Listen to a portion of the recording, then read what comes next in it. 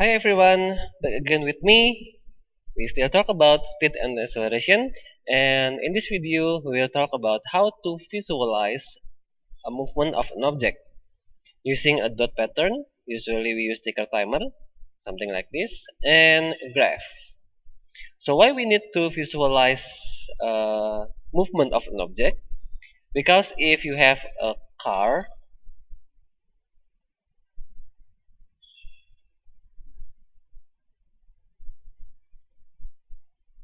something like this, for example, and then the car is move very fast. Well, it's hard to analyze or calculate or maybe just see how the movement of the car without actually slow it down or maybe pause and see the position of car in each second. For example, at the beginning it's here, and then after 1 second it's here, and it's here, and then it become going further and further. Now, by making this kind of pattern, we can analyze the movement and maybe calculate the speed of the car. So that's why we need like a dot pattern or maybe put it into a graph. So let's start with the graph. Start with the dot pattern first.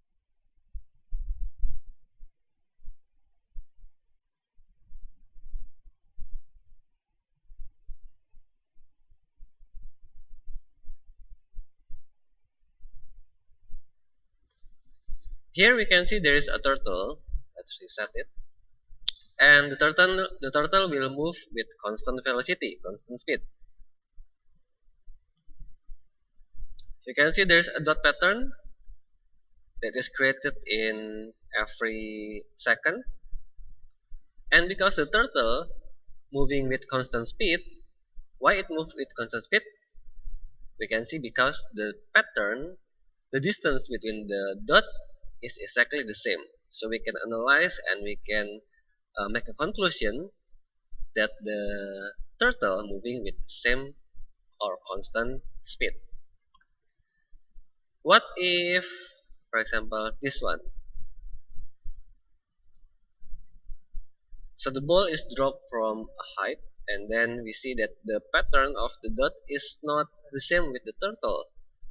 In the turtle, the distance is the same, but in the ball drop, the distance between the black dot, at the beginning it is close. See, at the beginning it's very close, almost it's very close, and the more time pass, the distance between the dot will become bigger and bigger. So we can see and analyze from this pattern that the movement of the ball is accelerating. So what is ticker timer? Maybe you will see this kind of pattern in the paper. Let's reset first. Usually we do this in labs, but you can also learn using a simulation. Basically, there is a object or car that is attached to a very long paper like this, and then the car will go down, and the needle will create a dot every. It's very fast. It almost like, for example, like this 60 times every second. So let's zoom it. You can see there is a pattern. See the pattern at the beginning. The distance between the dot is very close, and then the more time pass, the distance between the dot become further and further. You can analyze this and say that the movement of the car is also accelerate. That's how you use a dot pattern. Let's move to the example here.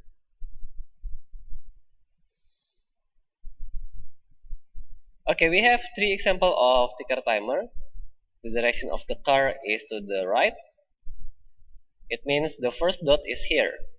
This is the first dot is created in this part is the beginning of the dot, and then continue to there to the left.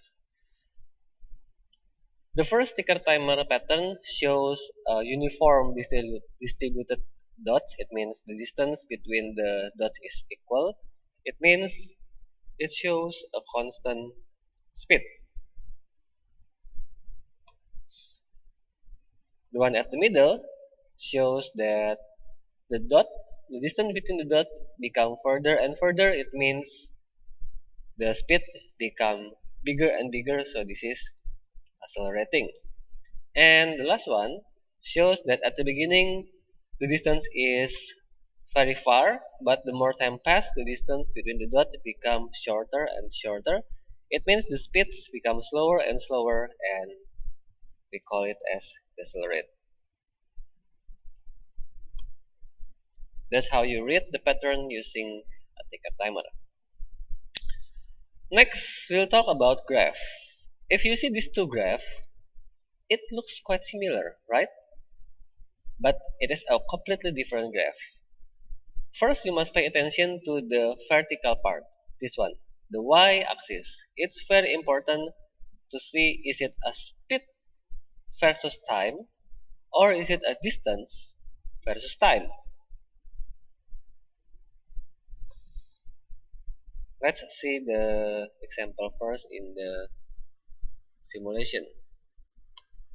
Let's back to the turtle. Okay, here also you can see there is distance versus time and velocity or speed versus time graph. Distance versus time graph is the graph on the left. We see how the distance will be increased the more time pass. Of course, because the turtle is walking and it cover more distance the more time pass. But the speed time graph or the velocity time graph shows that the the red line is horizontal. Why it's horizontal? Because velocity versus time graph show you the speed, the velocity. If the speed of the turtle is not changed, then the graph will only show a horizontal line the more time passed. Of course, logically, because the velocity or the speed is not increased. So it's constantly about 4 meter per second here. You can see this is 4. So the graph shows 4 from 0 second to 10 second. That's why you must pay attention to the y-axis, because it will tell you different things. For example, this graph. Let's back to this graph. Uh, the left graph show you a speed versus time. Speed. It tells you the speed. So the speed of the object at the beginning is 0. So first it's stop, and then the speed is increased. It accelerate here. This is accelerating here, and then at part B, you can see that the speed is not changed. So here the speed is not changed, so it's constant speed. And then after 10 seconds, here, after 10 seconds, it accelerates again. And then at this point, it is decelerate, the speed is decreased until at time 50, it stops. It tells you about the speed, acceleration, increased speed, constant speed, increased speed, decreased speed. It tells you about the speed. But distance. In distance, let's see the constant part here. It's quite similar, but it tells you different thing. In distance versus time graph, constant line means the distance is not changed. It means at this position, it is stop. Because the distance is not changed, there is no increase in distance, it means the car is stopped here. See? It's very different. The horizontal line in speed versus time shows that car moving with constant speed. But here in distance versus time graph, a horizontal line shows it means that the car is stopped. At part A, the distance is increased, so it means the car is moving, and then it stopped for a while, and then the car is moving again. And what happened here? How could the distance become decrease? It means at this point, the car make a U-turn. It turn back, make a U-turn, and it go back to the starting point. It doesn't mean that the speed is decreased, no, but the direction of the car, it go back to the original position. So that's why uh, it's very different, as you can see. It's very different with the speed versus time. I think this is not a distance. It should be displacement.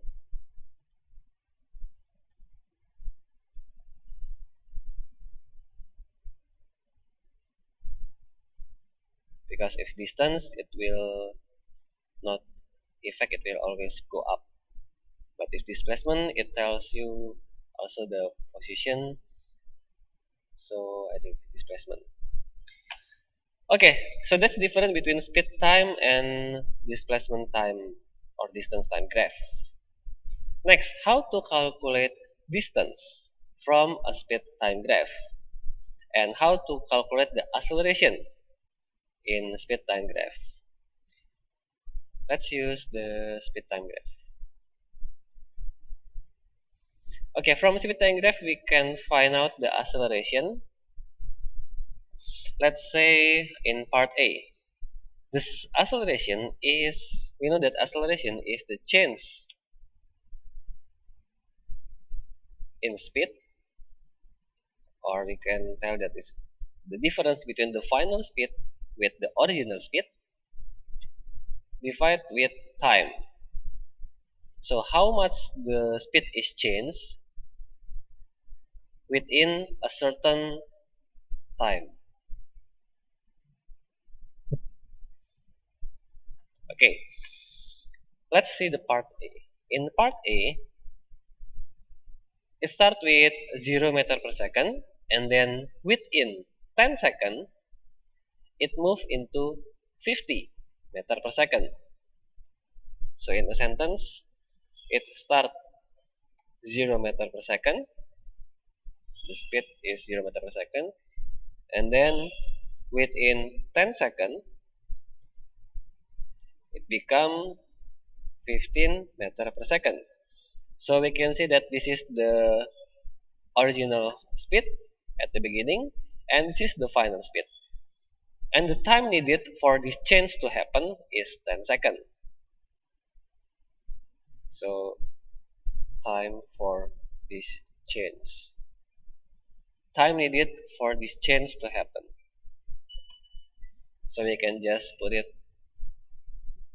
15 minus 10. The final speed is 15 meter per second, and then the original speed is 0. So 15 minus 0, sorry, 15 minus 0. Divide with the time needed for this change. How long it needs for this change? It is 10 seconds. So we get 15 meter per second divided by 10 seconds.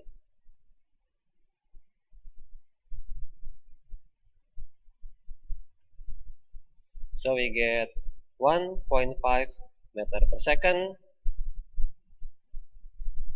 per second. Meter per second here from the change in speed, and the second here from the time. And as we know, meter per second is the unit of acceleration, or we can change it into meter per second square. That's it. So this is the acceleration at part A, 1.5 meter per second square. At part B, we don't need to calculate because the change in speed is 0. There is no change in speed here, so the acceleration will also 0 because the speed is constant. Part C, at the beginning it is 50, and then it become 25 within, if you can see, how long it needs for this change to happen. From 20 to 30, it is 10 seconds. So if you make it into a sentence, it starts from 50, 15 meter per second, from 15 meter per second becomes 25 meter per second within 10 seconds. So this is the original speed, and then this is the final speed, and this is the time needed. So we just need to calculate the same thing.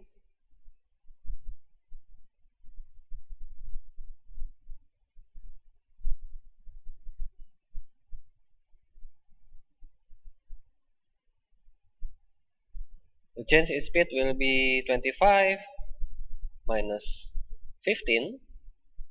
The 25 is the final speed, and this one is the original speed. The difference, how far the speed is changed, divided by the time needed for this change, which is 10 seconds. This happened in 10 seconds. So 25 minus 15 will be 10. 10 divided with 10 equals to 1 meter per second. Don't forget this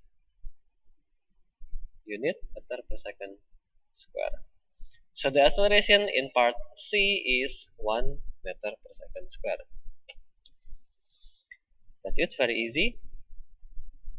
And the same thing for part D. It starts with 25 and then it ends with 0. It stops.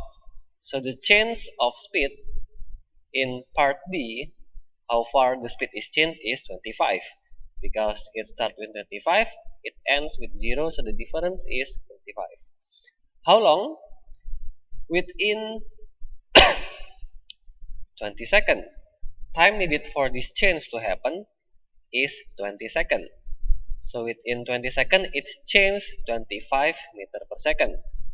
So within it's changed 25 meter per second within 20 seconds. And make sure you put negative sign. Why it's negative? Because the final speed is 0 and the original speed is 25, right? At the beginning it is 25 and the final speed is 0, so 0 minus 25 equals to minus 25. So the speed is minus 25 divided by the time needed for this change. It needs 20 seconds. So we divide it and we get 1.25 meter per second square. Don't forget the negative sign. So this is the acceleration, which is a deceleration actually, decelerate, because it's negative. It becomes slow down 1.25 meter per second every second until it reaches 0, 0 meter per second, or it stops at second 50. So that's how you calculate the acceleration in speed time graph. Next, the last part is how to calculate the distance. Using this graph, we can also calculate the distance. How to calculate it? Let's see.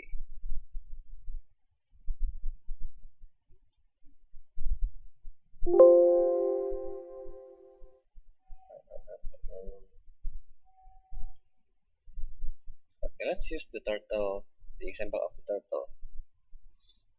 Okay, here. In 10 seconds, this is the velocity of the turtle is 4 meter per second.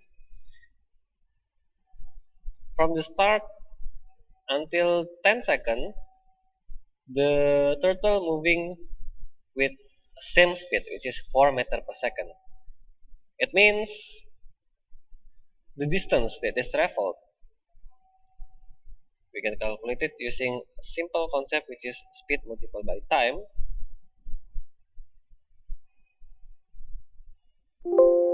It becomes 4 times with 10 equals to 40 meter. It's very simple because it is a constant speed, right? Every second it moves 4 meter. 4 meter per second. In 10 seconds, it will cover 40 meter. The turtle will move 40 meter. Now, see here, 4 times with 10. 4 times with 10. If we see this graph, 4 is this, right? The distance here.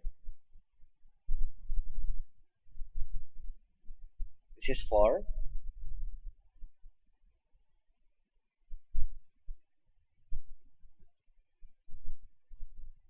And 10 is the distance from here to here.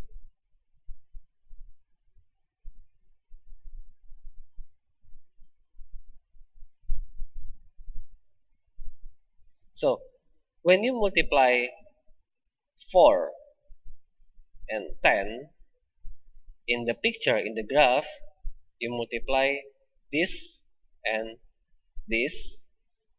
It looks like you multiply the length and the width of a rectangle. You see the rectangle? This rectangle.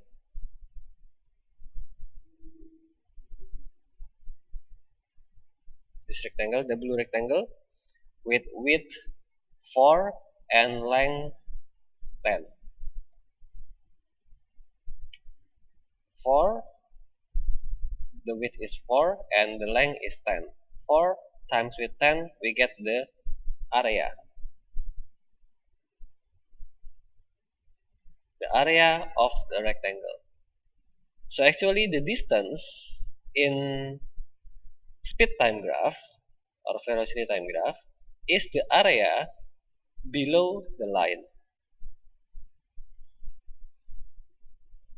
Okay, so the area below the line. So to calculate distance using speed time graph, all we need to do is calculate the area below the line. So it means we just need to calculate this part.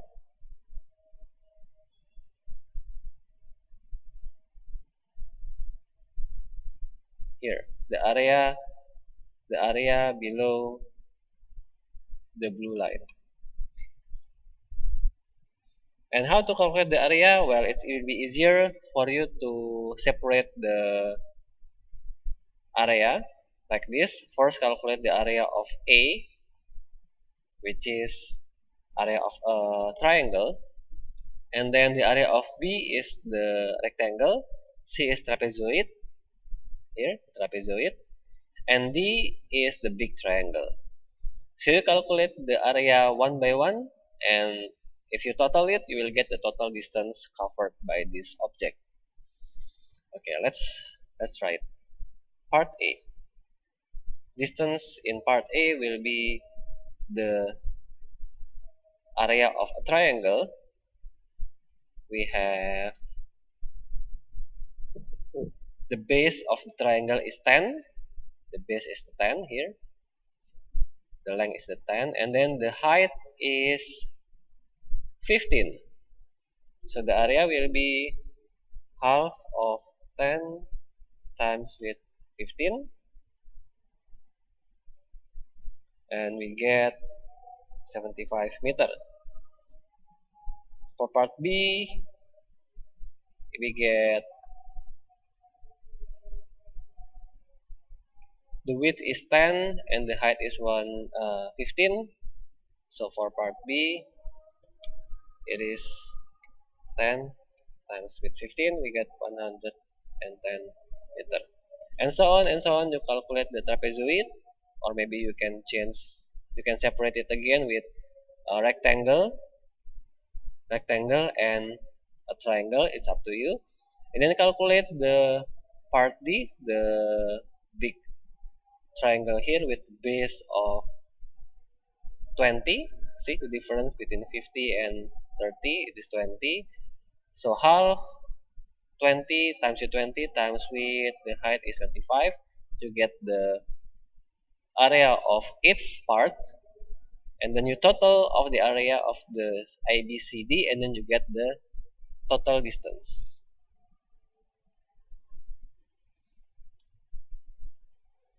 Okay, I think that's for this video. Thank you for listening.